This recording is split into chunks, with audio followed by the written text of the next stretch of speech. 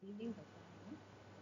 This video presentation is part of the project under this course, and to get a better understanding of this presentation, it is best to also read the paper that I have submitted so that more information can be obtained about the author Tagore as well as about the theoretical framework that I'm going to use for this presentation. So the title of my presentation is Reinventing Spatial Freedom in Tagore's novel Chokher, Bali, written in 1903.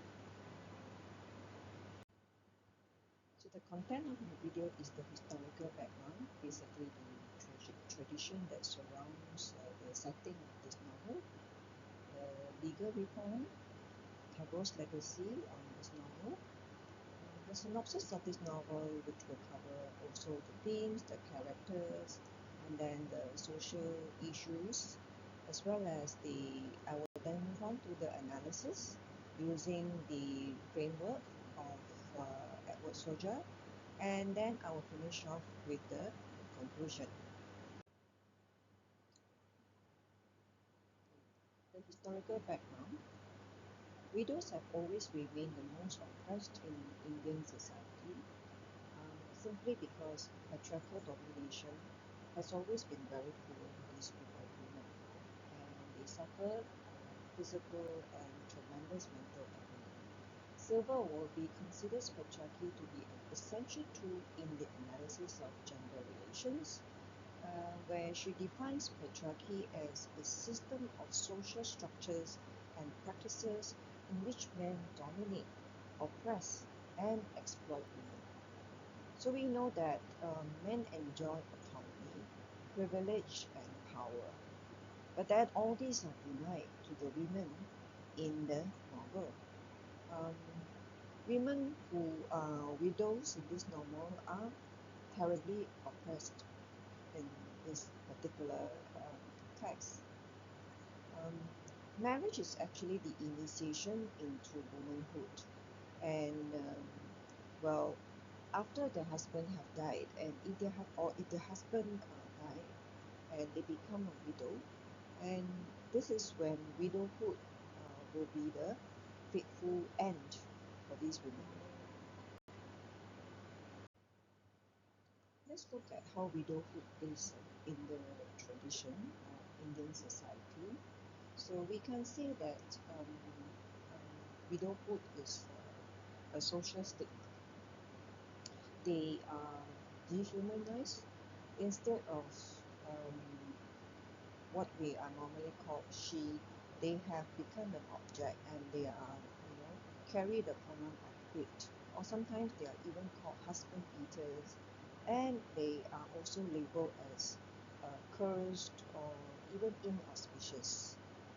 Now, widows are uglified, and they are not allowed, or they are asked to remove the dot or the bindi, because this bindi that they wear or put on their forehead is supposed to indicate spirituality, femininity, and once they become a widow, all this is actually don't belong to them. And they are also supposed to be always wearing white sari, because white is something, a color that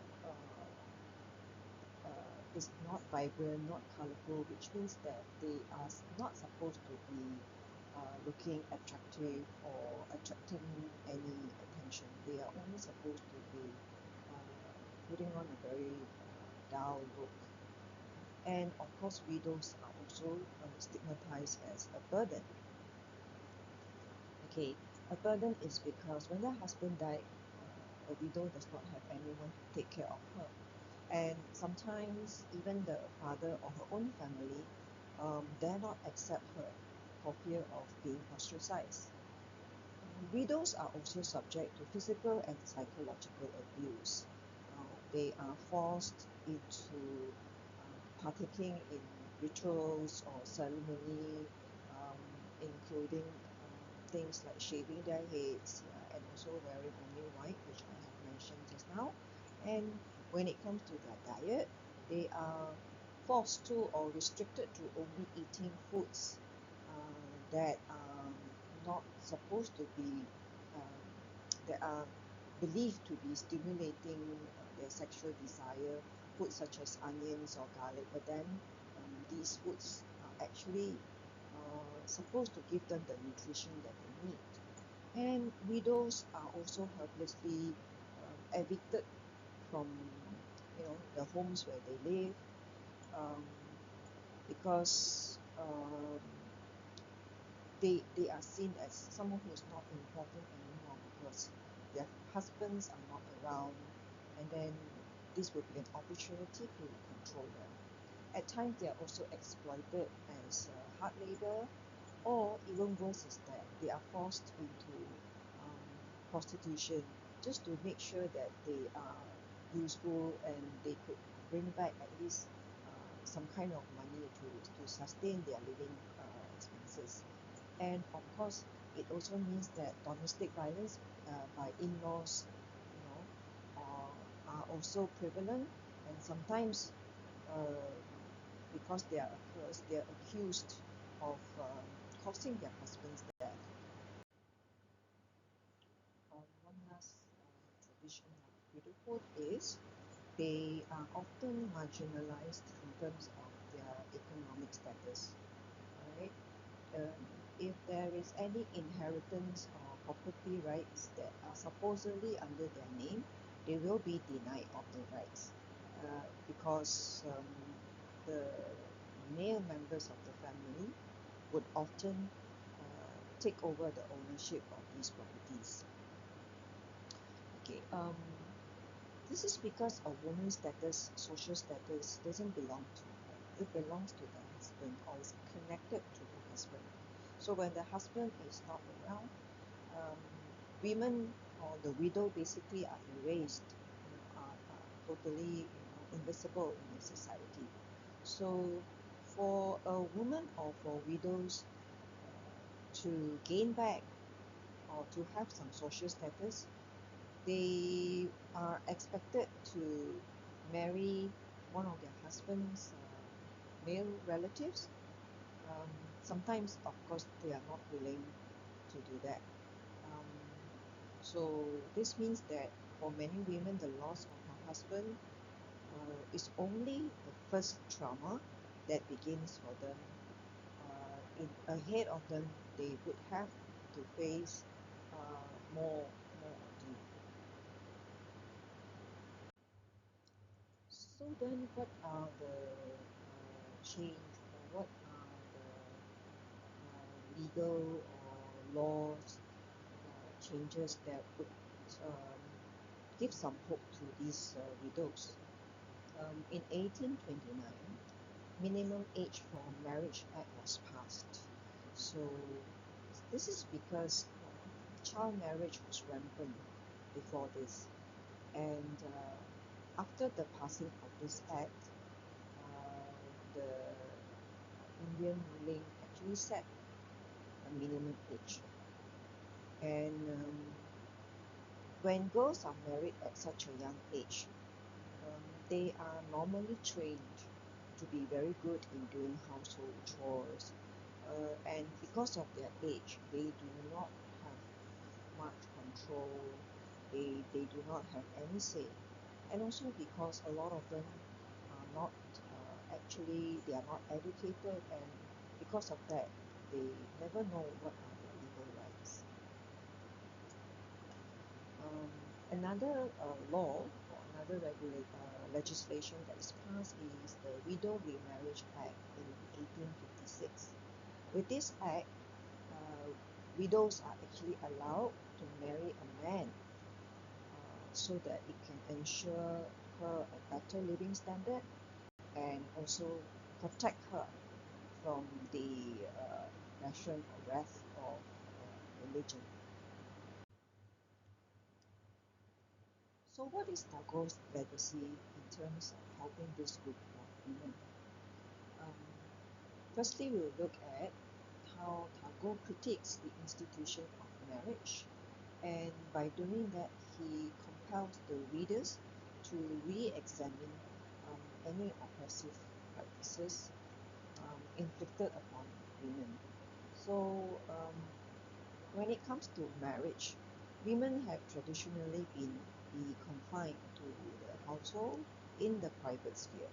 So um, which means that their life is defined only within this space, this private sphere, unlike men who hold very important social positions and mostly they are more external.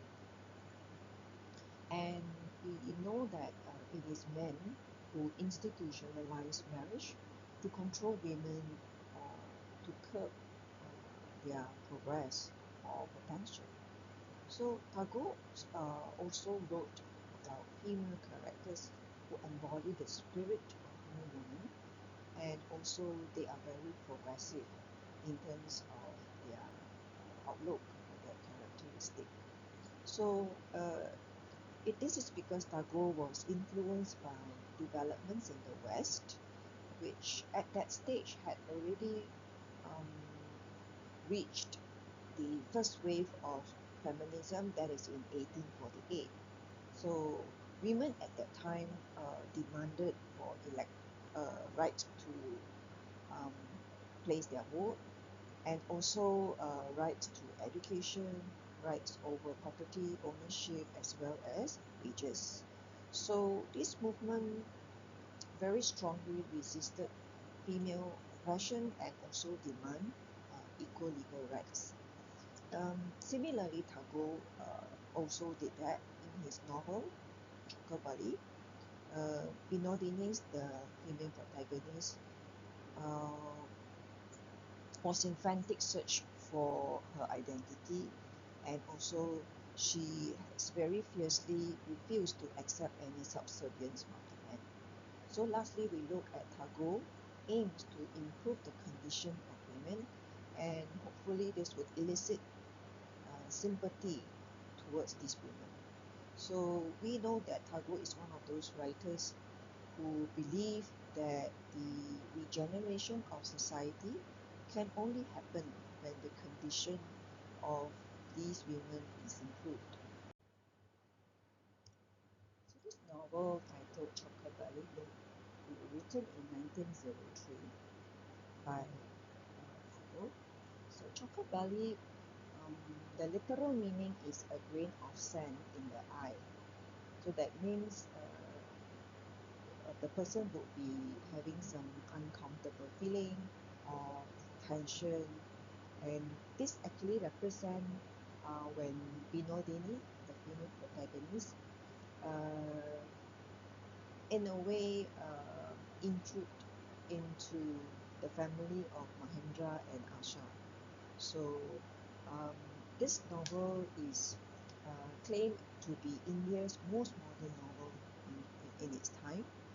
Um, and also it is very unconventional for a writer to be writing about female protagonists with that kind of empowered characteristic in her.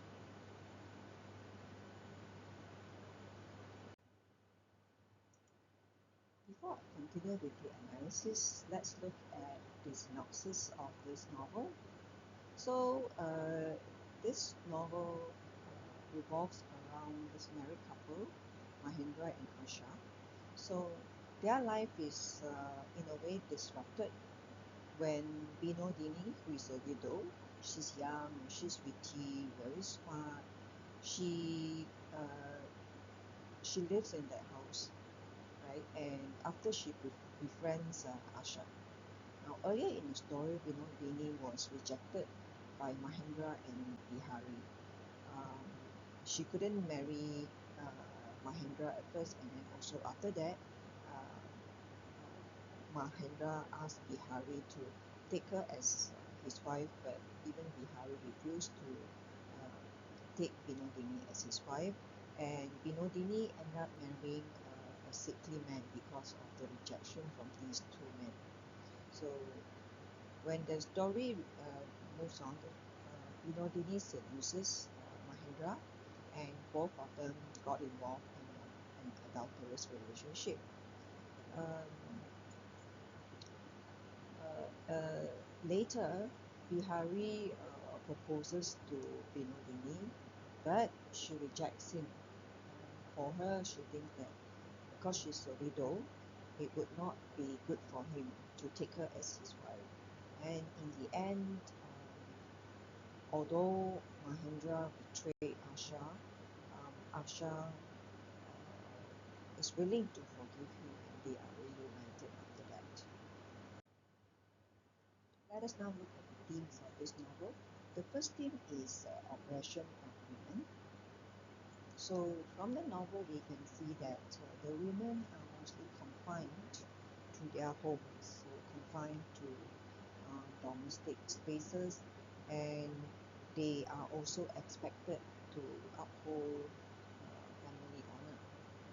And these women, especially widows that we are referring to, they are not supposed to have any desire. Talking about they are not supposed to be having any enjoyment. So, and also they are supposed to be sexually suppressed. And of course, autonomy is out of the question. The next theme is female agency and sexuality. Here, the female protagonist, Binodini, she refused to be a passive sufferer, although she's a widow whom everyone stigmatized. So we can see that she is a very different kind of woman where she um, explore emotional desire. She expresses herself as well as her sexual desire. So with this kind of trait, it makes her one of the earliest complex female protagonists ever in Indian fiction. The next theme is conflict between tradition and modernity. This novel, the narrative in this novel, explores how modernity intersects with oppressive traditional norms. So the modernity here we're talking about things such as education. Binodini is an educated woman in this novel. So we are also talking about issues such as nationalism and individualism. The next theme is female desire and emotional autonomy. Binodini challenges the ideal of passive widows. And we can see that in the novel she expresses jealousy towards Asha, who is actually happily and blissfully married to Mahendra, who was supposed to be her husband if Mahendra does not reject taking her as his wife. Okay. The focus of this analysis is actually the women character. Let's look at Binodini. She is the central figure of this analysis of this novel, and she's an educated woman. Like I said earlier, she's very smart, very sharp. She's good in a lot of things, including taking care of the household, better than Asha. She's intelligent and witty, and she's emotionally expressive. Um, of course, we can see how she appeared to be exhibiting complexity in terms of how she carries herself, and also she has very high self-awareness. Something very unique about her is she also participates in nationalism movement and also seek all the time for self-definition.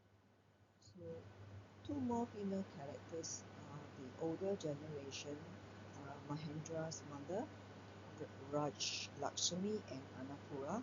So they are also widows, and they are the ones that control Asha and try to control Binodini also. So these women often reinforce the male structure or the structure that oppresses them. Okay, of course, we also have male characters, although they are not going to be the focus of my analysis.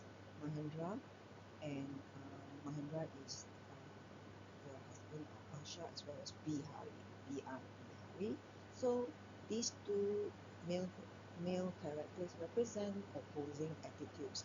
Mahendra is the not mature, always rely on his mother, self-indulgent kind of man, and emotionally he is weak. Whereas Bihari is a person with principles, but in the end he is also not willing to make commitments. So what are the social issues surrounding this novel? Okay, we look at oppression of widows. In this novel, Binodini is not allowed to remarry, right? And also her personhood as an individual, she is considered to be not visible after her husband's death. And of course, in terms of expressing her sexual desire, she's also forbidden from doing that. Next issue is gender and patriarchy. Women exist within the roles defined by men. So they are either the daughter of Mr. So-and-so, or they are the wife, or what is even more disastrous is they are the widow of the deceased man. So they are rarely seen as a full individual. Another social issue that is worth paying attention to is the emotional and psychological empowerment. So Binodini, she refused to remain entrapped in the environment or setting controlled by men. So she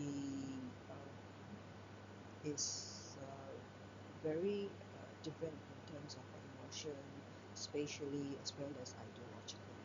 So she has made a final decision to leave Mahendra and Bihari, although both of them has expressed intention to marry her.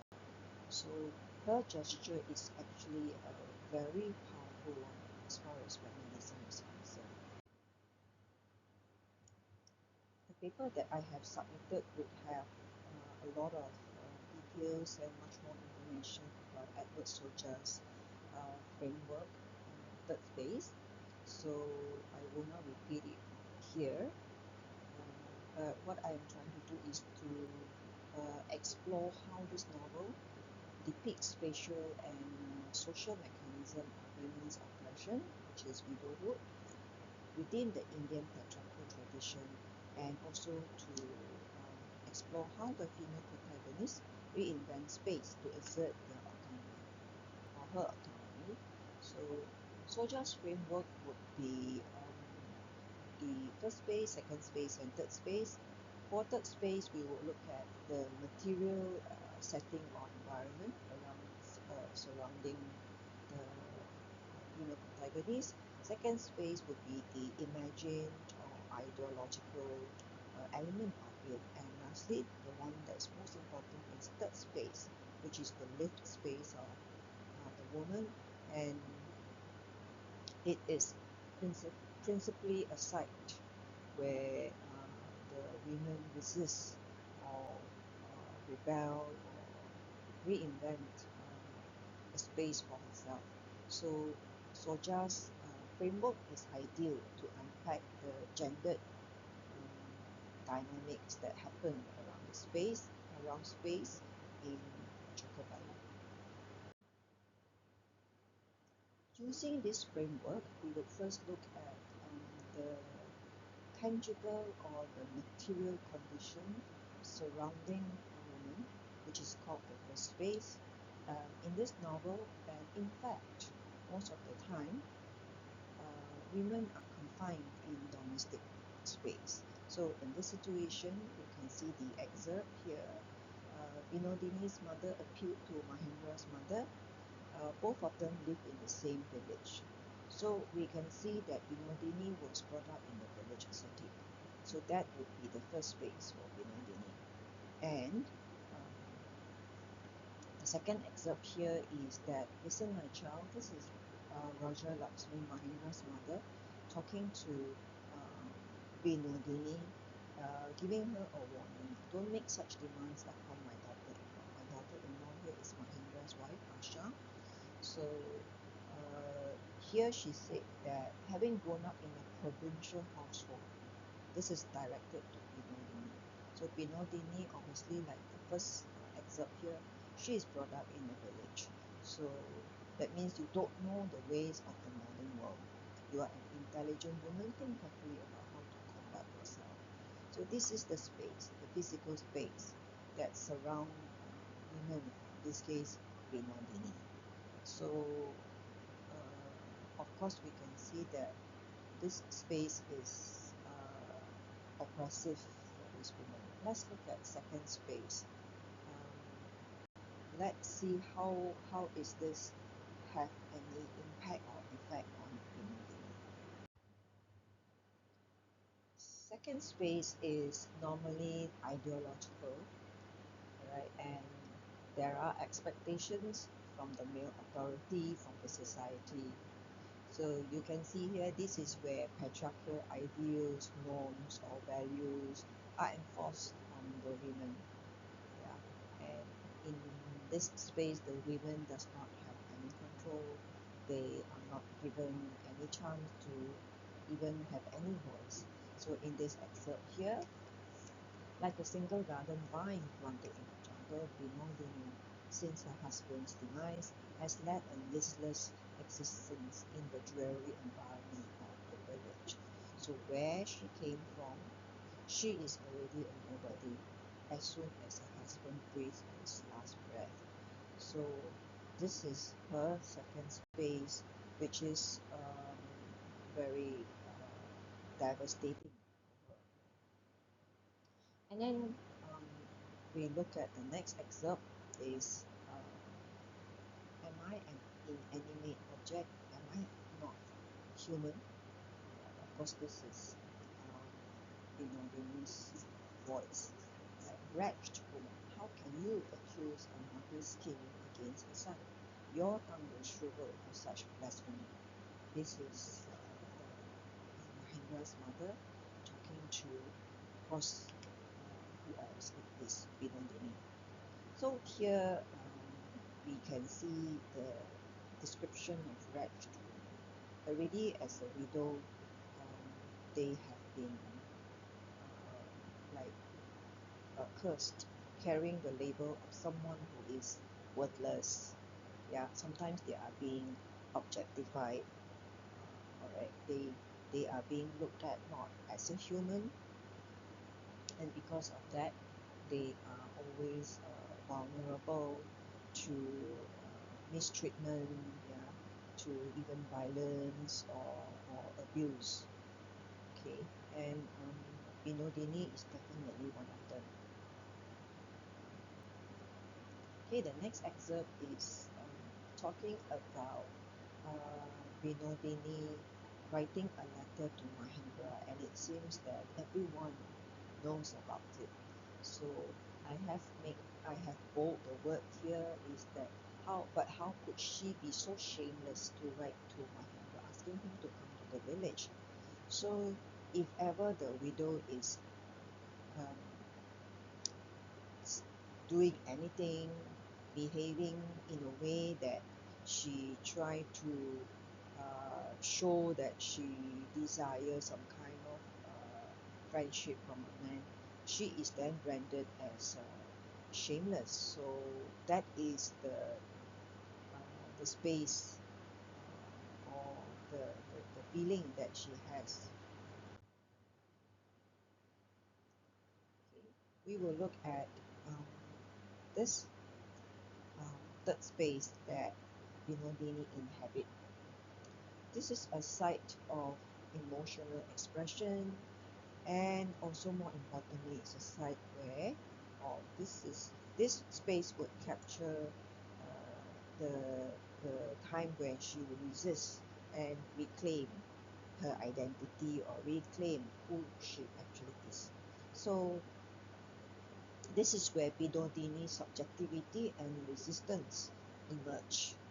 Now, it can happen in a few ways. In this novel, it is actually through her education. She is also asserting what she actually wants, and she has made choices, even to the point of making some sacrifices. Here, education.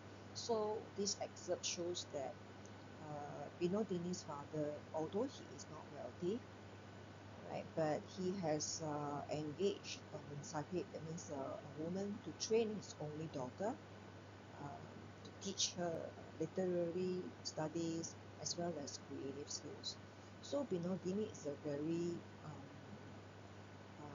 outstanding woman for the Indian tradition at that time. Not having a lot of money, but she is given good education. Okay. The next one, so-called third space, she has made some sacrifices. Let's look at what does that excerpt say. But how shameful that you should want to marry a widow. So this one is Binodini herself. So she is aware that as a widow, she will be subjected to the society's gaze, society, how society look at her in very discriminated way. And she suffered the stigma that is what the society has. So the next excerpt, I am a widow, a woman disgraced. I cannot permit you to be humiliated in the eyes of society. So of course this one is not both of these. She is relating it to Bihari, who proposed to her, want to marry her. So of course she has rejected and she has withdrawn from the marriage. In a way, she is reclaiming her dignity. We often see that widows would want to remarry, also so that they can get assurance in terms of maybe not so much good life, or at least better life. Because if they are widow without husbands, they would be very cruelly treated by society. But then she has decided that she would sacrifice this because she feels that this is better for the man that she loves. Okay, then the next one is self-assertion.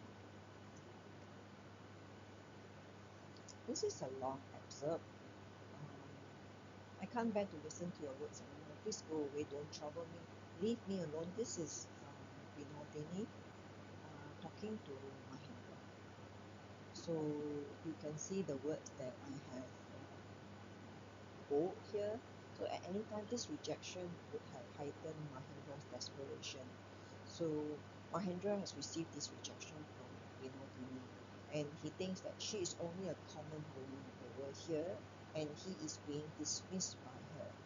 So here because of that, he couldn't force her to accept her. So I shall go away, breaking the ties that bind me to her. So Binodini is very firm. She is very assertive. Here is she is rebelling against a man that she once loved. She still loves him to some extent, but she realized later what kind of man Mahendra is, and it doesn't really deserve her devotion to him. So she is very intelligent in the sense that she has strategized in terms of how to navigate so that she would gain freedom and not continue to be under the claws of man. In this case is Mahendra. So, as a conclusion, Chokher Bali, this novel is spatial and ideological mapping of Indian womanhood. In this case, is widowhood and at the crossroads of colonial modernity. So, using Soja's framework, first phase shows the physical confinement that women are in this case is Binodini, and second phase will capture the patriarchal ideology and uh, when the first space and the second space integrate, you can see that Binodini is captured in the third space, which reveal her emotional rebellion as well as autonomy, and these are shaped through her inner transformation. So applying Soja's spatial theory would reveal how Tagore's women inhabit and resist the spaces that attempt to contain them. So that is the end of my presentation. Thank you for listening, Doctor.